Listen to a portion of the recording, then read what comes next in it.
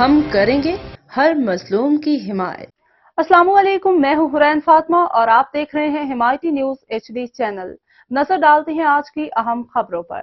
Deputy commissioner منڈی بہاؤالدین شاہد Imran ward کی ہدایت پر additional deputy commissioner administrator municipal committee Zulfiqar Ahmad Chaudhry کی زیر قیادت chief officer municipal committee Ahmad Waqar Bhatti کا رات گئے اپنی ٹیم کے ہمراہ GPO روڈ کے نالہ جات اور شہر کی صفائی کے حوالے سے مختلف بازاروں کا دورہ۔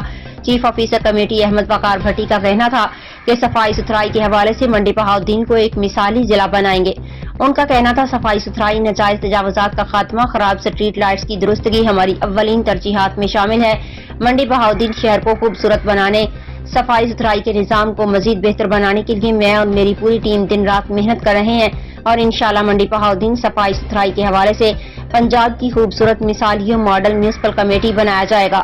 اس کی تعمیر و ترقی کے لیے خصوصی توجہ دی جائے گی۔ شہریوں کو پینے کے پانی کی شفاف فلٹریشن پلانٹ کی فراہمی، وقت کی پابندی، غیر ضروری اخراجات کی بچت، شہریوں کے مسائل کو حل کرنا ہماری اولین ترجیحات میں شامل ہے۔